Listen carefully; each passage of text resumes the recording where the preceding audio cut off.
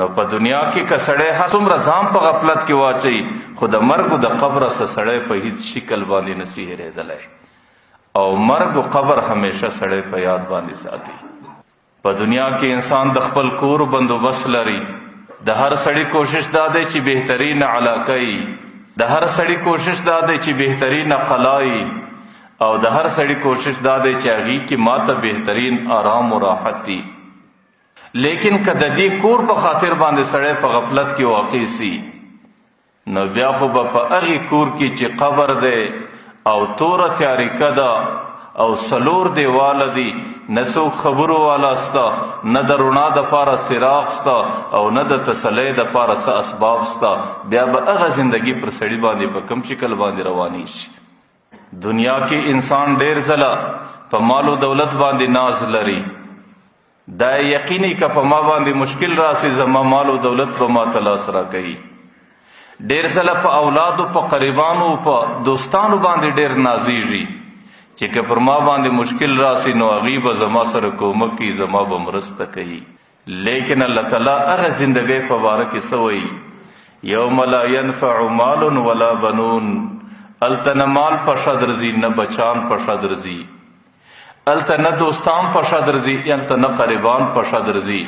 الا من اتى الله بقلب سلیم. چې د کم چا سره سالم زړه ورسره وي، هغه زړه د ګناو څخه محفوظه کړی، هغه زړه د غلطو وسوسو څخه محفوظه کړی او د هغه زړه په بهترین فکر اندامونه د ګناو څخه ساتلی، نو بیا په هغه ځای کې سړي ته هغه شی نفع ورکوي، د هغه شی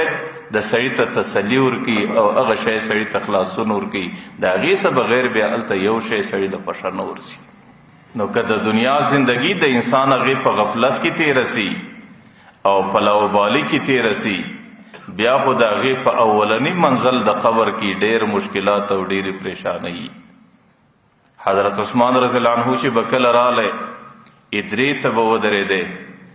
نو روایاتو کې راځي چې هغې به ډېر زیات ژړل او ډېر ځله به د هغې د سترګو دا اوښکې پر ږیره مبارکه باندې راتویدلې. یو ورځ یو ملګری پوښتنه ځینې کوي،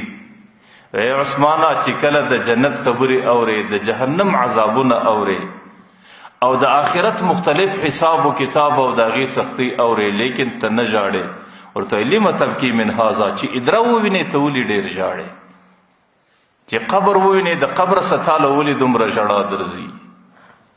نو هغې به وی چې ما د پیغمبر علیه صلات وسلام څه اورېدلی دي چې هذا اول منزل من منازل الاخره، دا د آخرت د منازلو څخه اولنی منزل دی. که چیرې دې منزل کې د انسان سره اساني وله نو روان منازل به ټوله پر انسان باندې په اساني کې تیری شي. او که دې منزل کې انسان د مشکلاتو سره مخامخ سو او د پریشانۍ او د سختۍ سره مخامخ سو نو په ما بعده اشد منه، بیا خو رستنی منزلونه در دې بیا ډېر سخت پر انسان باندې راځي. نو ځکه قبر د انسان د زندګۍ د رخصت څخه وروسته د ټولو منازلو څخه اولنی منزل دی. او ما درته ویل د دې منزل د مشکلاتو لویه ذریعه د دنیا د غفلت او د دنیا د لاپرواهۍ زندګي ده. یو کتاب کې لیکلي دي چې مځکه پر دوو خلکو ډېر تعجب کوي. یو هغه سړی چې په خپل کور کې نرمه بستره پیدا کړي او بهترین حجره ده او نرمه بستره ده او بهترین قالین او بهترین توس او د آرامدeh د آرام سره ډک اسباب ځان له برابر کړي او په هغې کې پیچلی پرېوځي. نو مځکه وایي چې زه دې انسان ته ډېر تعجب کوم چې انسانه چې ته کله په دې بستره باندې عادت یې او په دې آرامو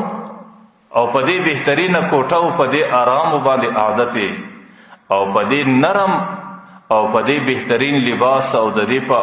پر ځان اچولو باندې عادت یې چې په کومه ورځ باندې ستا زندګي زما په نس کې په تورو خاورو کې شروع سي او ستا در سر د خارو لوټه لاندې او ستا بدن د خارو پر ترتیب باندې پروتي او یو طرف و بل طرف ته ته اوښتلی نسې، بیا به هلته ستا زندګي کم مشکلات دي، هلته به ستا راحت بیا څنګه؟ نو چې د دغه راحتونو بدن او د دې بهترین بسترې سره جوړ بدن او د دې راحتو د حالاتو سره عادت بدن چې د قبر هغه تورې کندې ته هغه سخت ځای ته هغه کلک ځای ته ورشوسي نو بیا به هلته دی د کومو حالاتو سره مخامخ کیږي او د کومو پریشانیو مشکلاتو سره به مخامخ کیږي نو قبر وایي ځکه وایي چې زه یو پر دې بنده باندې ډېر تعجب کوم او دویم پر هغه بنده باندې چې هغه د بل بنده سره د مځکې پر یو ټوکړه باندې دعوه یې یو وایي زما د بل وایي زما ده نو مځکه ورته وایي چې زما خو اوس ډېره زمانه سوې ده چې زه جوړه سوی یم ستاسو څه مخکې هم ډېرو خلکو پر دې دعوې وکړي چې دی ور زما ده دی ور زما ده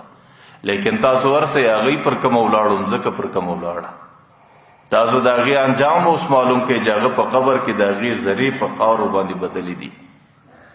لیکن نه زه یو خپله کم نه زه بل خپله کم نو تاسو د هغې څه عبرت نه اخئ تاسو د هغې د حالاتو معلومیت ځان ته نه کوئ او تاسو د هغې فکر تصور نه کوئ نن تاسو زما پر حالاتو باندې زما پر ملکیت باندې جګړه ده چې یوې د ځان د په حق لیکي یوې د ځان په حق باندې راکشئ